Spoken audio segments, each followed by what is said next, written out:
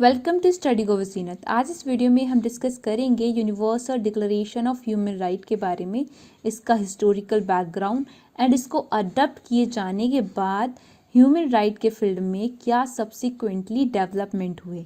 तो जो आपका यूडीएचआर है यानी कि universal declaration of human right, ये ह्यूमन राइट की हिस्ट्री में तैयार किया गया एक माइलस्टोन डॉक्यूमेंट है और इसको different legal and culture background वाले कंट्रीज के रिप्रेजेंटेटिव्स के द्वारा ड्राफ्ट किया गया था। ये पहला डॉक्यूमेंट था जो कि पहली बार फंडामेंटल ह्यूमन राइट्स को यूनिवर्सली प्रोटेक्टेड डिक्लेयर किया और उनको 500 लैंग्वेजेस में ट्रांसलेट किया। इसको यूनाइटेड नेशन जनरल असेंबली के द्वारा 10 दिसंबर 1948 में पेरिस में अडॉप्ट किया गया था और इसी वजह से हम हर साल 10 दिसंबर को ह्यूमन राइट डे के रूप में मनाते भी हैं। तो इससे पहले ह्यूमन राइट की क्या पोजीशन थी, इसके बारे में अगर हम बात करें तो पहले ऐसा होता था कि लोगों को सिर्फ इस वजह से राइट मिले होते थे क्योंकि वो किसी पर्टिकुलर ग्रुप के मेंबर होते थे, लाइक वो किसी पर्टिकुलर फैमिली को बिलोंग करते थे, तभी उनको कुछ राइट वगैरह मिले होते थे। 539 बीसी में साइरस द ग्रेट, इन्होंने बेबीलोन सिटी को जीतने के बाद कुछ ऐसा किया जो कि टोटली अनएक्सपेक्टेड था। इन्होंने सभी स्लेव्स को, सभी दासों को आज़ाद कर दिया और साथ ही इन्होंने लोगों को उनका खुद का रिलीजन चुनने का अधिकार दिया। और ये बात हमें कहाँ से पता चलती है? ये बात हमें पता चलती है एक क्ले टैबलेट से जिसका नाम है द साइरस सिलेंडर। इस क्ले टैबलेट में जो स्टेटमेंट कंटेन थी, इनको in the history of human right first human right declaration कहा गया। अब यहाँ पर कुछ इम्पॉर्टेंट डॉक्यूमेंट्स के बारे में हम डिस्कस करेंगे जो कि यूडीएचआर के फॉर्मेशन को इन्फ्लुएंस किए। तो सबसे पहले आपका 1215 का जो मैग्ना कार्टा है, जो कि एक रॉयल चार्टर था राइट्स का, जो कि by the king John of England agree किया गया था 1215 में।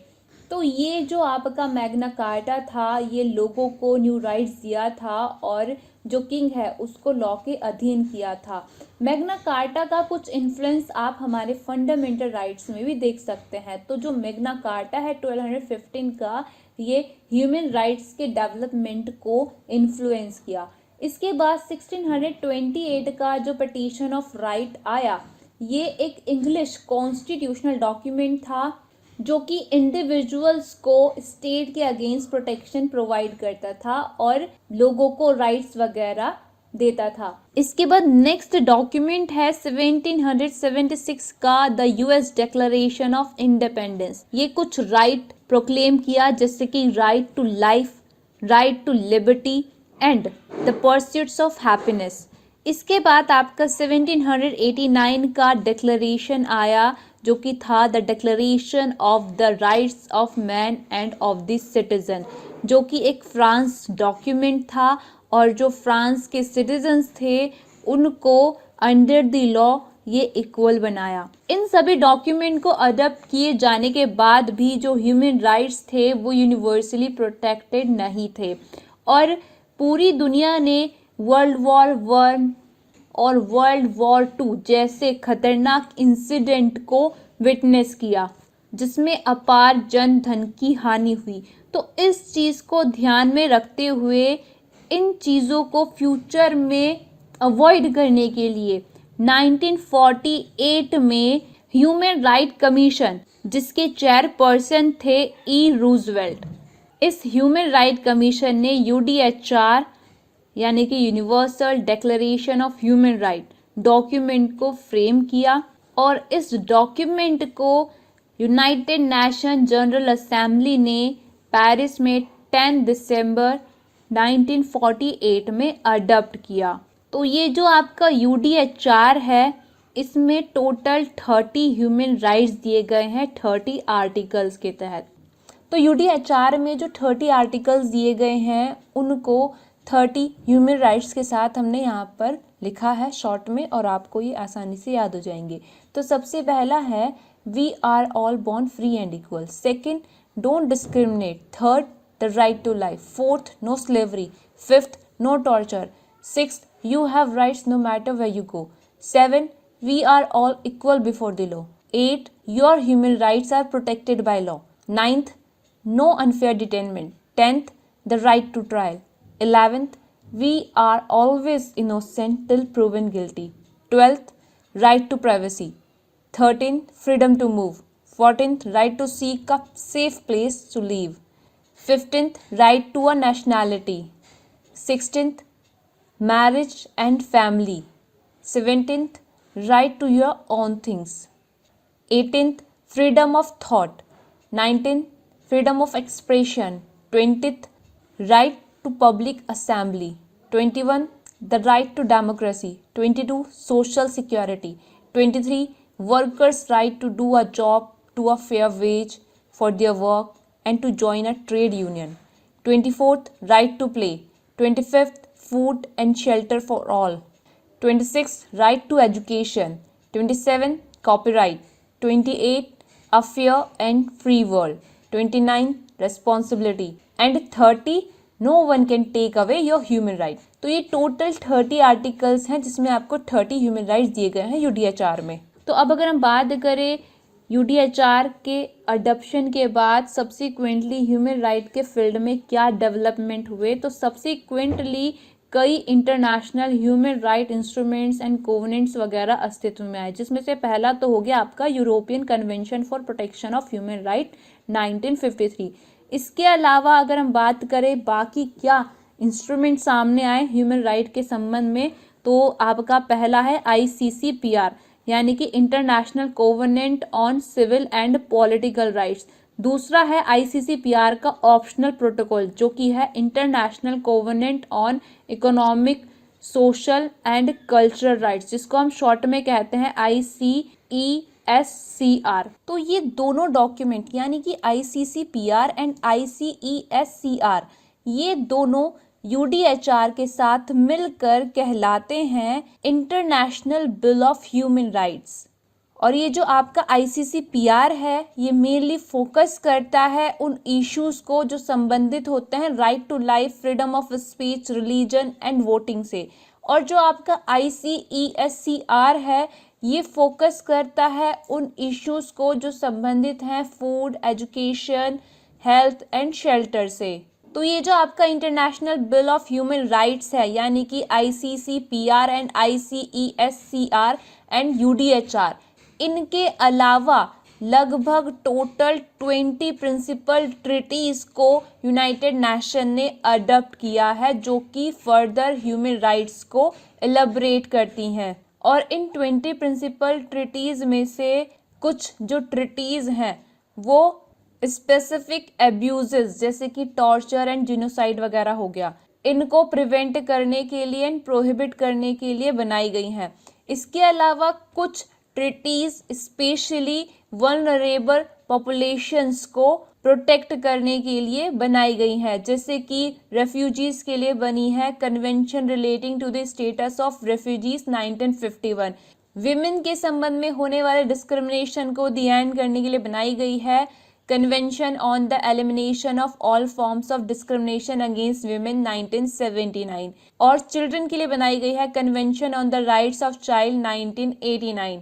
और इनके अलावा कुछ इंपॉर्टेंट ट्रिटीज जो कि यूनाइटेड नेशन ने अडॉप्ट की है उनमें से पहला है convention on the political rights of women, दूसरा है स्लेवरी कन्वेंशन ऑफ 1926, तीसरा the convention against torture and other cruel, inhumane और डिग्रेडिंग ट्रीटमेंट और punishment, next the convention on the prevention and punishment of crime of genocide 1948, next the international convention on elimination of all forms of racial discrimination 1965, next the convention on the elimination of all forms of discrimination against women 1979, next the convention on the rights of child 1989, next the convention on the rights of persons with disabilities 2006।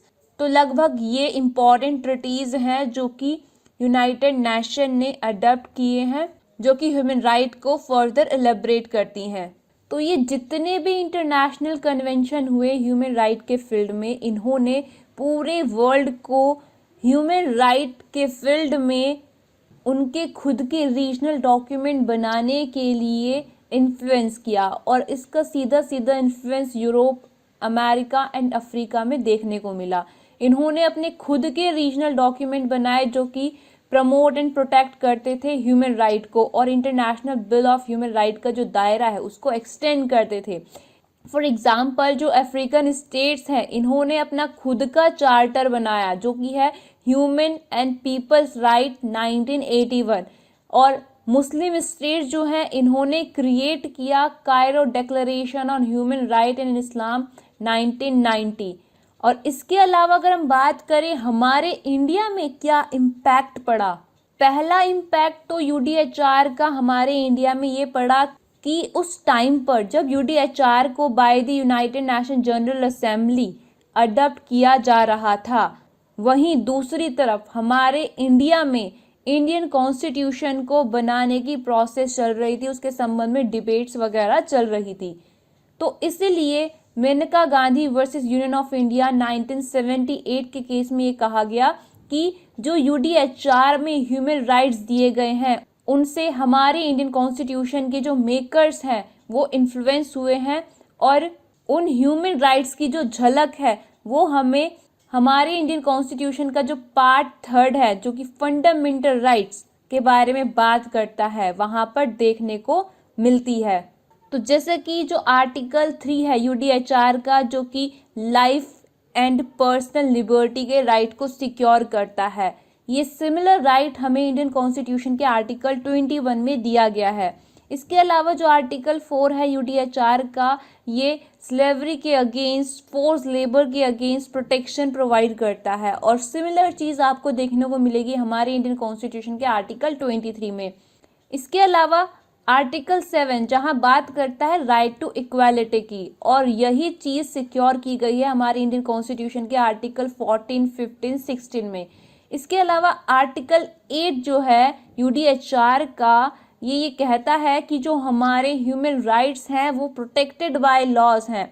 Similarly जो हमारे fundamental right हैं वो भी protected हैं by the law. कहाँ पर? Under article 32। यानी कि आर्टिकल 32 के तहत क्या किया जाता है कि अगर फंडामेंटल राइट्स का वायलेशन होता है तो रिट के फॉर्म में रेमेडीज प्राप्त की जाती है। यूडीएचआर का जो आर्टिकल 9 है ये कहता है कि नो अनफेयर डिटेनमेंट, किसी भी ह्यूमन को अनफेयरली डिटेन नहीं किया जाएगा। तो इसके सिमिलर आर्टिकल 22 हमारा इंडियन कॉन्स्टिट्यूशन में दिया गया है जो कि हमें आर्बिट्ररी अरेस्ट एंड डिटेंशन के अगेंस्ट फंडामेंटल राइट प्रोवाइड करता है। नेक्स्ट आर्टिकल है आर्टिकल 11।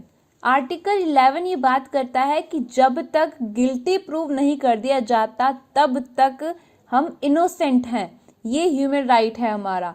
तो इसी के संबंध में जो क्लोज 2 है ये हमारे आर्टिकल 20 के क्लोज 1 से मिलता जुलता है जो कि सेल्फ इंक्रिमिनेशन के अगेंस्ट प्रोटेक्शन प्रोवाइड करता है।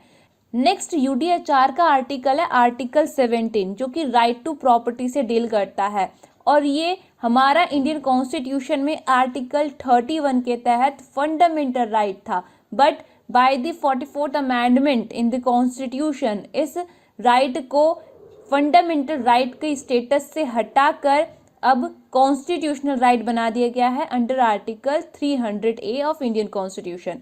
नेक्स्ट यूडीएचआर का आर्टिकल है आर्टिकल 18 जो कि हमें फ्रीडम देता है रिलीजन के संबंध में, और यही फ्रीडम हमें देखने को मिलती है हमारे इंडियन कॉन्स्टिट्यूशन के आर्टिकल 25, 26, 27 एंड 28 में। नेक्स्ट आर्टिकल है यूडीएचआर का आर्टिकल 19 एंड आर्टिकल 20। तो जो आर्टिकल 19 है एंड 20 है ये freedom of speech and expression के बारे में बात करता है, और ये सिमिलर राइट हमें देखने को मिलता है हमारे इंडियन कॉन्स्टिट्यूशन के आर्टिकल 19 के क्लोज 1A में। नेक्स्ट आर्टिकल है यूडीएचआर का आर्टिकल 20 क्लोज 1 जो कि फ्रीडम देता है पीसफुल असेंबली फॉर्म करने की, और सिमिलर राइट हमें मिलता है इंडियन कॉन्स्टिट्यूशन के आर्टिकल 19 क्लोज 1B में। नेक्स्ट आर्टिकल है यूडीएचआर का आर्टिकल 23 क्लोज 4 जो कि ट्रेड यूनियन वगैरह फॉर्म करने की फ्रीडम देता है, और सिमिलर राइट आपको देखने को मिलेगा आर्टिकल 19 क्लोज 1C में। नेक्स्ट आर्टिकल है यूडीएचआर का आर्टिकल 13 क्लोज 1 जो कि फ्रीडम ऑफ मूवमेंट का राइट देता है। इसके सिमिलर हमारे इंडियन कॉन्स्टिट्यूशन में आर्टिकल 19 1D दिया गया है, जो कि हमें with in the border movement की फ्रीडम का राइट देता है। और इसके अलावा जो हमारा आर्टिकल 21 है इंडियन कॉन्स्टिट्यूशन का, उसका जब Maneka Gandhi versus Union of India के केस में सुप्रीम कोर्ट ने इंटरप्रिटेशन किया, तो सुप्रीम कोर्ट ने ये कहा कि right to move abroad Indian constitution के आर्टिकल 21 के तहत हमारा फंडामेंटल राइट है। तो जो हमारा इंडियन कॉन्स्टिट्यूशन का आर्टिकल 21 हुआ और आर्टिकल 19 1D हुआ, ये यूडीएचआर के आर्टिकल 13 के क्लोज 1 के सिमिलर है। नेक्स्ट आर्टिकल है यूडीएचआर का आर्टिकल 21 क्लोज 2, जो कि पब्लिक सर्विस में इक्वल अपॉर्चुनिटी की बात करता है। इसके सिमिलर हमारे इंडियन कॉन्स्टिट्यूशन में आर्टिकल दिया गया है article 6 in close 1। Next UDHR का आर्टिकल 22 जो है, ये माइनॉरिटीज के प्रोटेक्शन के संबंध में ह्यूमन राइट के बारे में बात करता है। और सिमिलर राइट हमें as a fundamental right Indian constitution के आर्टिकल 29 के क्लोज 1 में दिया गया है। नेक्स्ट आर्टिकल है यूडीएचआर का आर्टिकल 26 क्लोज 1, जो कि हमें एक बहुत ही इंपॉर्टेंट ह्यूमन राइट देता है, जो कि है राइट टू एजुकेशन। और ये सिमिलर राइट हमारे इंडियन कॉन्स्टिट्यूशन के आर्टिकल 21A में सिक्योर किया गया है। तो ये तो हमारे फंडामेंटल राइट्स थे, जो कि यूडीएचआर में दिए गए ह्यूमन राइट्स से इन्फ्लुएंस थे। अब अगर हम बात करें कि कौन कौन से आर्टिकल दिए गए हैं डीपीएसपी में, जो कि यूडीएचआर के आर्टिकल से इन्फ्लुएंस हुए हैं, तो पहला आर्टिकल है आर्टिकल 23 का क्लोज 1 यूडीएचआर में। ये हमें देता है right to work, right to just and favourable condition of work. तो ये हमारा इंडियन कॉन्स्टिट्यूशन के आर्टिकल 41 में आपको देखने को मिलेगा डीपीएसपी के रूप में। नेक्स्ट आर्टिकल है यूडीएचआर का आर्टिकल 23 का क्लोज 2, जो कि बात करता है right to equal pay for equal work की। और सिमिलर चीज आपको देखने को मिलेगी इंडियन कॉन्स्टिट्यूशन के आर्टिकल 39 के क्लोज डी में। नेक्स्ट आर्टिकल है यूडीएचआर का आर्टिकल 23 क्लोज 3, जो कि बात करता है right to just and favourable remuneration की। और सिमिलर चीज आपको देखने को मिलेगी इंडियन कॉन्स्टिट्यूशन के आर्टिकल 43 में। और नेक्स्ट आर्टिकल है यूडीएचआर का आर्टिकल 26, जो कि राइट टू एजुकेशन देता है। और ये सिमिलर चीज आपको फंडामेंटल राइट में तो देखने को मिलेगी ही हमारे इंडियन कॉन्स्टिट्यूशन के।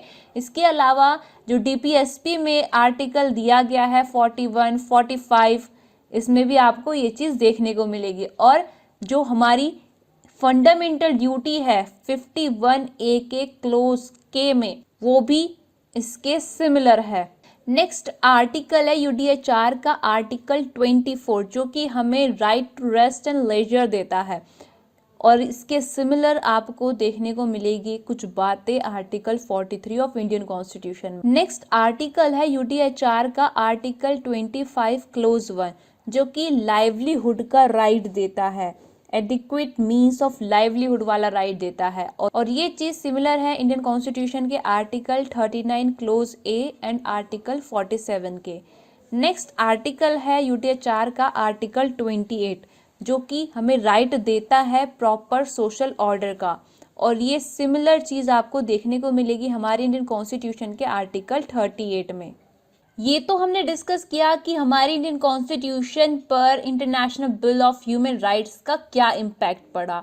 लेकिन अगर हम बात करें कि क्या इंडिया में कोई लॉ इनेक्ट किया गया जो कि ह्यूमन राइट को प्रोटेक्ट करता हो, तो इस चीज़ के रिगार्डिंग, जैसे कि जो यूनाइटेड नेशनल जनरल असेंबली के द्वारा 1966 में 2 इम्पॉर्टेंट कोवेनेंट अडॉप्ट किए गए थे, जिनमें से पहला था international covenant on civil and political rights, दूसरा था international covenant on economic, social and cultural right. तो ये जो इम्पॉर्टेंट इंटरनेशनल कोवेनेंट हैं, इनका इंडिया सिग्नेटरी है, लेकिन इंडिया में कोई लॉ इनेक्ट नहीं किया गया था जो कि पर्टिकुलरली ह्यूमन राइट्स से संबंधित जो इश्यूज हैं उनको एड्रेस करता हो। तो जैसा कि इंडिया में ह्यूमन राइट वायलेशन की जो स्थिति थी वो डे बाय डे ग्रो हो रही थी, और जो वेस्टर्न कंट्रीज थी स्पेशली यूएस क्या कर रहा था, इंडिया में हो रहे ह्यूमन राइट वायलेशंस के लिए, जो कि by the Indian arm forces, paramilitary forces, specially Jammu and Kashmir में किया जा रहा था। तो उसके लिए यूएस ने इंडिया को क्रिटिसाइज किया, जिसकी वजह से 1990s के टाइम की बात है, ये रिक्वायरमेंट हुई कि एक कमीशन सेटअप की जानी चाहिए, जिससे कि जो भी फॉरेन गवर्नमेंट क्रिटिसाइज करने लग रही है इंडिया को, उसको पॉजिटिवली रिस्पॉन्स किया जा सके। तो just because of foreign countries pressure, और इसके अलावा जो हमारा इंडिया है वहाँ से भी डोमेस्टिक डिमांड उठी कि जो नेशनल ह्यूमन राइट कमीशन है उसको क्रिएट किया जाए। तो उसको क्रिएट करने के लिए ही जो हमारी इंडियन गवर्नमेंट है, इन्होंने एक स्टेप लिया। स्टेप ये लिया गया कि जो प्रेसिडेंट थे उस टाइम पर, उन्होंने protection of human right ordinance 1993 under article 123 of Indian constitution जारी किया, जिसको रिप्लेस करके protection of human right bill 1993 का स्टेटस देकर लोकसभा में प्रस्तुत किया गया, जो कि finally the protection of human right act 1993 के रूप में हमारे सामने आया। और इस एक्ट के तहत national human right commission, state human right commission and human rights court के इस्टेब्लिशमेंट के प्रोविज़न किए गए, जिससे कि जो भी ह्यूमन राइट वायलेशन होता है उसको प्रिवेंट किया जा सके और ह्यूमन राइट वायलेशन करने वाले को पनिश किया जा सके। तो ये इम्पैक्ट हमारे इंडिया में यूडीएचआर के बनने का पड़ा। तो फाइनली जो यूडीएचआर है उसका हिस्टोरिकल बैकग्राउंड और उसके अडॉप्ट किए जाने के बाद सब्सिक्वेंटली क्या डेवलपमेंट हुए, ये सब आज की वीडियो में हमने कवर कर लिया है।